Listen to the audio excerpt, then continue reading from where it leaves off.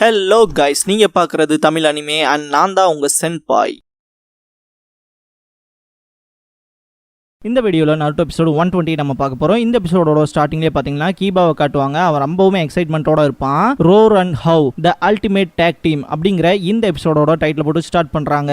இந்த வீடியோ ஃபுல்லாக பார்க்க போகிறீங்கன்னா ஒரு லைக்கை போட்டு ஸ்டார்ட் பண்ணுங்க. கீபா இந்த டைமும் பார்த்தீங்கன்னா பின்னாடி இருந்து அடிக்க ட்ரை பண்ணுவான். சாக்கோனை பார்த்தீங்கன்னா இன்னொரு ஹிடன் அட்டாக் நடக்கும். கீபா பறந்து வந்து விழுவான். என்ன நடக்குதுன்னு அவனுக்கு புரியாது. அதாவது நம்ம போகிறோம், ஒன்று பண்ணுறோம், ரெஸ்பான்ஸ் என்ன யாரோ அடித்த மாதிரி இருக்கு, ஆனால் அங்கே என்ன மாதிரியான அட்டாக் நடந்துச்சுன்னு என்னால் பார்க்க முடியலையேன்னு திங்க் பண்ணிட்டு இருப்பான். இந்த டைம் பாத்தீங்கன்னா அக்கமாரு காட்டுவாங்க. அது பாத்தீங்கன்னா ரெட் ஃபரோட இருக்கும். கீபா நம்ம ரெண்டு பேரும் சேர்ந்து ஃபேங் ஓவர் ஃபேங் ரெண்டு பக்கம் இருந்து அடிக்கலாம் அப்படின்ட்டு வெறித்தனமா ஓடி போய் ஃபேங் ஓவர் ஃபேங் பண்ணுவாங்க. அந்த இடமே புகை மூட்டமா இருக்கும். டாயோ சைடு ஸ்விட்ச் ஆயிரும். பாத்தீங்கன்னா அவளோட சமனிங் ஜுட்ஸுவை யூஸ் பண்ணுவா. இந்த கிரியேச்சர்ஸோட நேம் பாத்தீங்கன்னா டாக்கின்னு சொல்லுவாங்க. இங்கிலீஷ்ல வந்து ரேஜ் ஆக்ரேஸ்ன்னு சொல்லுவாங்க. அதோட அர்த்தம் என்னன்னா ஆங்கிரி டீமன்ஸ்ன்னு சொல்லலாம். இதை பார்க்கும்போதே ரணக்கொடூரமா இருக்கேன்னு சிக்கமாரு திங்க் பண்ணுவான். இந்த இடத்துல பாத்தீங்கன்னா ஃப்ளூட் எடுத்துட்டு நான் உன்னோட சாவுக்காக ஒரு மெலடி வாசிக்கிறேன் அப்படின்பா. கீபா சைடு இந்த சீன் ஸ்விட்ச் ஆகும். பாத்தீங்கன்னா அக்கமாரு கீபா ரெண்டு பக்கமும் பாத்தீங்கன்னா சாக்கோனன் ஊக்கான் ரெண்டு பேருமே ஹோல்ட் பண்ணி பிடிச்சி வச்சிருப்பானுங்க. கீபா பாத்தீங்கன்னா கிக் பண்றதுக்கு போவான். பாத்தீங்கன்னா இந்த பக்கம் ஊக்கானோட கால் பாத்தீங்கன்னா இந்த பக்கம் வந்து இலூஷனரியா வந்து அதை தடுக்கும். ஒரோச்சிமாருவோட ஹைட் அவுட்ல காட்டுவாங்க. என்னடா இந்த 4 பேர் போனானுங்களே இன்னும் வரவே இல்லையங்கிற மாதிரி பார்த்துட்டு இருப்பாங்க. ஒருவேளை லீஃப் வில்லேஜ்ல இருந்து ரொம்பவுமே ஸ்ட்ராங்கான பீப்புளை ரெக்கமெண்ட் பண்ணி அனுப்பிச்சுட்டு இருப்பாங்களோ, அதனால தான் இவ்வளோ டிலே ஆகுதோ அப்படின்பா காபுட்டோ. ஒரோச்சிமாரு வந்துட்டு மெயினா ஜீரோபோவை பொறுத்த வரைக்கும் அவனுக்கு பசி அதிகமா எடுக்கும். கீடோமாரு விளையாட்டுலயே அவன் கவனத்தை வச்சிருப்பான்னு சொல்லிட்டு இருப்பான். காபுட்டோ மெயினா இந்த இடத்துல சாக்கோனை பத்தி சொல்லுவான். என்னன்னா அவன் மட்டும் ரொம்பவுமே டெம்பர் ஆயிட்டானா, எனிமியை கொல்ற வரைக்குமே அடங்க மாட்டான். அவனை கொன்னுட்டு தான் நான் அந்த இடத்த விட்டே வருவங்கிற ஒரு மைண்ட் செட் உள்ளவன். அவன் இந்த 4 மெம்பர்ஸ்லயுமே ரொம்பவுமே நான் தான் ஸ்ட்ராங்கஸ்டான பர்சன் பிலீவ் பண்றான்னு பேசுவான். இந்த இடத்துல பாத்தீங்கன்னா ஒரோச்சிமாரு டாயோவை பத்தின காம்ப்ளிமெண்ட்ஸ் வைப்பான். மெயினா இந்த ஒரு இடத்துல சாக்கோன் வந்து நான் பவர்ஃபுல் அப்படி நின்னானா டாயா அவனுக்கு சரிக்கு சமமா நிப்பா அப்படிங்கிற விஷயத்த சொல்லுவா. இந்த இடத்துல கூட பாத்தீங்கன்னா கிமிமாரு பத்தின கன்சர்ன் தான் ஒரோச்சிமாருக்கு இருக்கும். அவங்ககிட்ட மாட்டவும் முடிஞ்சாண்டாங்கிற மாதிரி நினைச்சிட்டு சிரிப்பான். கிமிமாரு சைட் காட்டுவாங்க. இந்த இடத்துல பாத்தீங்கன்னா என்னை சுத்தி ஏகப்பட்ட குப்பை தான் இருக்கு. சொல்ல போனா குப்பை வெறும் குப்பை தானே, ஆஃப்டர் ஆல் அதை கிளீன் பண்ணா போதும் அப்படின்பா. இதை கேட்ட நருட்டோ செம டென்ஷன் ஆயிட்டு வாயை மூடுறான்னு கத்துவான். இந்த இடத்துல பாத்தீங்கன்னா கிமிமாருவோட கையில இருந்து போன்ஸ் வெளியே வரும். அது வேற யாரோடதும் இல்ல, கிமிமாருவோடது தான். அவனோட எபிலிட்டி தான் இது. இதை ஒரு கெக்கே கென்கைன்னு தான் சொல்லுவாங்க. இந்த ஒரு இடத்துல பாத்தீங்கன்னா நருட்டோ செம ரேஜ் ஆவான். அவனோட க்ளோன்ஸ்ல முதல் கொண்டு பாத்தீங்கன்னா அந்த நைட் டைல்ஸோட சக்கரா இருக்கும். அவனோட நகம்லாம் ரொம்ப பெருசா இருக்கும். நருட்டோ அட்டாக் பண்ண போவான். இந்த இடத்துல பாத்தீங்கன்னா சீனே ஒயிட் ஆயிரும். பாத்தீங்கன்னா அட்டாக்ஸ் நடந்துட்டு இருக்க மாதிரி சவுண்ட் மட்டும் தான் வரும். டாயோ சைட் சுவிட்ச் ஆகும். பாத்தீங்கன்னா அவளோட டீமன் ஃப்ளூட் ட்ரியோ ரெக்யூம்ங்கிற அவ ஜுட்ஸுவை பண்ணுவா. நம்மளை பொறுத்த வரைக்கும் அவளை பார்க்கும்போது சிம்பிளா ஃப்ளூட் வாசிக்கிறாங்க மாதிரி இருக்கும். ஆனா பாத்தீங்கன்னா அந்த டோக்கின்னு சொன்ன இல்லையா, அந்த 3 டோக்கியுமே இந்த ஒரு சவுண்ட் மூலமா மேனிப்புலேட் பண்ணுவா. அவ பேக் சைட் காட்டுவாங்க. அவ கஸ்மாருக்கு இருக்கும். சோ இந்த ஒரு இடத்துல பாத்தீங்கன்னா அவளோட கஸ்மார்க்கோட ஃபர்ஸ்ட் எய்ட ரீச் பண்ணுவா. சிக்கமாரு சைட் காட்டுவாங்க. இவ ரொம்பவுமே என்னடா இப்படி வெறித்தனமா அட்டாக் பண்றல இறங்கிட்டா அப்படின்னு யோசிச்சுட்டு இருப்பான். அந்த ஒரு டைம் பாத்தீங்கன்னா ஒரு டோக்கி பறந்து வந்து ஒரு அடி வைக்கும். செம புகை மூட்டமா இருக்கும். கீபா சைட் சுவிட்ச் ஆயிரும். சாக்கோன்னு அக்கமாரு அடிச்சு வீசுவான். பாத்தீங்கன்னா அவன் வந்து அந்த டாக்னு தெரிஞ்சதுக்கு அப்புறமா நீதான் ரியல் ஒன்னாடான்ட்டு மல்டிபிள் ஃபிஸ்ட் வைப்பான். பாத்தீங்கன்னா கீபா பயங்கரமா போய் ஒரு ராக்ல மோதுவான். இந்த ஒரு இடத்துல திரும்ப பண்ணலாம் அப்படின்ட்டு அடிப்பான். அந்த ராக்கே உடையும். இந்த ஒரு டைம்ல பாத்தீங்கன்னா அவன் ஃபர்ஸ்ட் எய்ட் வந்துருவான். கீபா அந்த அட்டாக்கை டாச் பண்ணிட்டேன்னு நினைக்கும் போதே பாத்தீங்கன்னா இன்னொரு அட்டாக் நடந்திருக்கும். பாத்தீங்கன்னா அவன் கழுத்தை ஊக்கான் பிடிச்சிருப்பான். இந்த இடத்துல தான் அவனோட எபிலிட்டியவே வந்து சாக்கோன் ரிவீல் பண்ணுவான். மெயினா பாத்தீங்கன்னா அவனுக்கு பின்னாடி ஊக்கான்னு ஒருத்தர் இருக்கான் இல்லையா, அவன் பாத்தீங்கன்னா சாக்கோனோட அண்ணன். அவன் எப்பவுமே தூங்கிட்டு தான் இருப்பான். நான் ஏதாவது ஆர்டர் கொடுத்து இதை பண்றான்னு சொல்லும் போது வேக்கப் ஆகி அந்த ஒரு அட்டாக் பண்ணுவான் அப்படிங்கிற விஷயத்த சொல்லுவான். ஓ, இதுதான் இவனோட எபிலிட்டியான்னு கீபாவும் தெரிஞ்சுக்குவான். அதே மாதிரி அவனோட தலை காலு கையின்னு சொல்லி அவன் எந்த பக்கம் ஸ்விட்ச் பண்ண நினைக்கிறானோ அந்த பக்கம் அவனோட உடம்பு வரும் அப்படிங்கிற விஷயத்த சொல்லுவான். கீபாவோட நெத்திலேயே அடிப்பான். அக்கமாரு குலைச்சிக்கிட்டே வரும். இதை நோட் பண்ணவன் பாத்தீங்கன்னா கீபாவை தூக்கி போட்டு ஒரு கிக் பண்ணுவான். அக்கமாரு மேலேயே போய் கீபா அடிச்சு 2 பேருமே போய் விழுவாங்க. இந்த ஒரு டைம்ல பாத்தீங்கன்னா அடுத்து 3 லெக் கிக் ட்ரை பண்ணி பார்க்கலான்பா. ஊக்கான் வந்துட்டு அவன் வாயை டோட்டலாவே க்ளோஸ் பண்ணிட்டு, டேய் இன்னுமே நம்ம டைமை வேஸ்ட் பண்ண வேண்டாம், இதை இப்பவே முடிச்சு விடலான்ட்டு செகண்ட் ஸ்டேட் போயிருவானுங்க. சாக்கோன் உனக்கு பொறுமைங்கிறதே இல்லடா அண்ணா அப்படின்பா. கீபாக்கு சுத்தமா ஒண்ணுமே புரியாது. அந்த கொம்பு இருக்குல்ல, அது வெறும் டிஸ்பிளே பர்பஸ்க்காக தானே அப்படின்பா. இந்த இன்னொரு பர்சன் வந்தான்ல அப்பையிலேருந்து அவனோட சக்கரம் ஒரு 10 மடங்கு இன்க்ரீஸ் ஆயிருக்கு. சொல்ல போனா இப்ப இந்த இடத்துல நான் கொஞ்சம் ஹோப்லெஸ்ஸா ஃபீல் பண்றேன்பா. சாக்கோன்னு வந்துட்டு டே அண்ணா இவனை எப்படி கொள்ளலாம் அப்படின்னு சொல்லி கேட்பான்.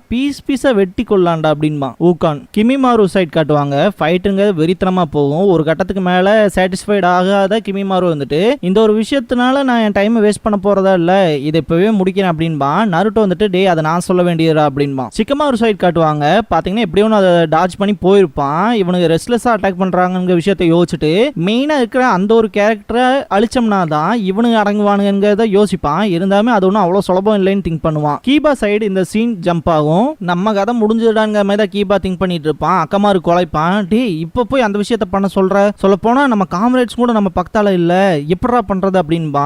அக்கமாரு திரும்ப சொல்லி பார்க்கும். பாத்தீங்கன்னா டே அந்த ஒரு விஷயத்த பண்ணோம்னா நம்மளோட சக்கர டோட்டலாவே எக்ஸாஸ்ட் ஆயிரும், அதுக்கப்புறம் நம்மளால நகரம் கூட முடியாது, செத்துருவோம்டா அப்படின்பா. அக்கமாரு கீபாவோட கையை கடிக்க ஆரம்பிச்சிருவான். அதை பண்ணிடலாம் அப்படிங்கன்னு சொல்ற மாதிரி. சாக்கோன் ஊகான் 2 பேருமே அட்டாக் பண்ண வருவாங்க. இந்த ஒரு இடத்துல பாத்தீங்கன்னா அக்கமாரு முன்னாடி வந்து நின்றோம். நான் எவ்வளவு ஒரு மோசமான மாஸ்டரா இருந்திருக்கேன், என்னோட நாய் எனக்கு கடிச்சிருக்குல்ல அப்படின்னு சொல்லி திங்க் பண்ணுவான். சரி அக்கமாரு நீ சொன்னதே பண்ணலாம் அப்படின்பா. உல்ஃப் ஃபேங் ஓவர் ஃபேங் அப்படின்னு சொல்லுவான். இந்த இடத்துல பாத்தீங்கன்னா அக்கமாரு சாக்கோன் ஊகானுக்கு அந்த பக்கம் போயிரும். கீபாவோட வயிற்றுலயே ஒரு பஞ்ச் பண்ணுவானுங்க. இந்த ஒரு பாயிண்ட்ல பாத்தீங்கன்னா சாக்கோனோட கையை பிடிச்சிட்டு அக்கமாரு இப்ப நீ பண்றா அப்படின்பா. இந்த இடத்துல பாத்தீங்கன்னா அக்கமாரு அந்த டைனமிக் மார்க்கிங்கிற அந்த ஒரு விஷயத்த பண்ணுவான். என்னடா இவ்வளவு சீப்பா நடந்துக்கிறீங்கன்பானுங்க சாக்கோனும் ஊகானும். சரி அக்கமாரு வா நம்ம இப்ப நம்ம ஸ்டைல காட்டுவோம் அப்படின்பா. Inuzuka style man beast transformation combo அப்படிங்கிற அந்த ஜுட்ஸுவை பண்ணுவான். 2 ஹெட்டட் வுல்ஃப்னு சொல்லி பயங்கரமா ஷவுட் பண்ணுவான். அந்த சீனே வெறித்தனமா இருக்கும். என்னடா ஒரு நாயினால இப்படிலாம் பண்ண முடியுமான்னு பார்த்துட்டு இருப்பாங்க. உல்ஃப் ஃபேங் ஓவர் ஃபேங் பண்ணுவானுங்க. இந்த இடத்துல டாட்ச் பண்ணாலுமே அந்த ஒரு ஏர் ஃபோர்ஸே பாத்தீங்கன்னா அவங்களோட ஸ்கின்னை கிழிக்கிற அளவுக்கு பவர் இருக்கும். திரும்ப இந்த ஒரு அட்டாக்கை வச்சுக்கிட்டே இருப்பான். பாத்தீங்கன்னா அவனுங்க கண் இமைக்கிறக்குள்ளே பாத்தீங்கன்னா அந்த ஒரு அட்டாக்ங்கிறது நடந்து முடிஞ்சிருக்கும். 2 பேருமே செப்பரேட்டா பிரிஞ்சு, அதாவது அவங்க பாடி பார்ட்ஸே தனித்தனியா போய் விழுந்த மாதிரி கிடப்பானுங்க. கீபா இந்த ஒரு உல்ஃப் ஃபேங் ஓவர் ஃபேங்கிறது ஒரு 0 விசிபிலிட்டியே உள்ளது அப்படிங்கிற விஷயத்த சொல்லுவான். கண் இமைக்கிறக்குள்ளே எல்லா விஷயமும் முடிஞ்சிரும், நீ பீஸாவே போயிருப்ப அப்படின்பா. கீபாவை ட்ரம்பிள் பண்ற மாதிரி இந்த இடத்துல பாத்தீங்கன்னா ஒரு விஷயம் நடக்கும். என்னன்னா சாக்கோனும் ஊகானும் தனித்தனியா பிரிஞ்சிருப்பானுங்க இல்லையா, அவங்களுக்கு ஏத்த தனித்தனி செப்பரேட் பாடிஸ் வந்து அவங்களுக்கு வர ஆரம்பிக்கும். அதை பார்க்குற அவனுக்கு கொஞ்சம் வினோதமா தான் இருக்கும். இந்த ஒரு இடத்துல பாத்தீங்கன்னா சாக்கோனுக்கும் ஊகானுக்கும் 2 பேத்துக்குமே சரி அவங்களோட இன்டர்னல் ஆர்கன்ஸ் இருக்கு இல்லையா, அந்த ஒரு விஷயம் தான் பாத்தீங்கன்னா அவங்களோட அந்த புது லெக்ஸையும் ஆர்ம்ஸையும் கிரியேட் பண்ணியிருக்கும். நீ தெரிஞ்சு பண்ணியோ தெரியாம பண்ணியோ ஆனா எங்களுக்கு ஒரு பெரிய நல்லது பண்ணியிருக்கடா அப்படின்பா. மெயினா செப்பரேட்டா பிரிச்சு விட்டதை பத்தி சாக்கோனும் ஊகான்னு சொல்லிட்டு சிரிப்பானுங்க. இருந்தாலும் இதே பண்ற சாத்தியங்கிற மாதிரி தான் கீபாக்கு டென்ஷன் ஆகும். இவங்கனால இதுக்கப்புறமா ஒரே ஒரு டைம் தான் இந்த உல்ஃப் ஃபேங் ஓவர் ஃபேங்கிறது பண்ண முடியும். அது பண்ணி முடிச்சாலே இவங்களோட லிமிட்டுக்கு வந்துருவாங்க. அது தெரிஞ்சே பாத்தீங்கன்னா பண்ணுவாங்க. 2 பேருமே ஓடி போய் ஒளிவாங்க. ஒளியதுனால மட்டும் என்கிட்ட இருந்து எஸ்கேப் ஆக முடியாதான்னு சொல்லுவான். அதுக்கோசரம் தான் பாத்தீங்கன்னா இந்த டைனமிக் மார்க்கிங் விஷயமே பண்ணிருப்பாங்க. எக்ஸாக்டா சொல்லணும்னா இவங்க அட்டாக் வைக்கிறாங்க இல்லையா, அது பாத்தீங்கன்னா இவங்களோட ஐஸ் பார்த்து அவங்கள அட்டாக் பண்றதெல்லாம் கிடையாது. அந்த டைனமிக் மார்க்கிங் அந்த பிஸ் பண்ண அந்த ஸ்மெல் வருது தெரியுங்களா, சோ அந்த ஒரு ஸ்மெல்லை வச்சு தான் அவங்க அட்டாக் பண்றாங்க. அதை சொல்லிட்டு அட்டாக் பண்ண போவானுங்க.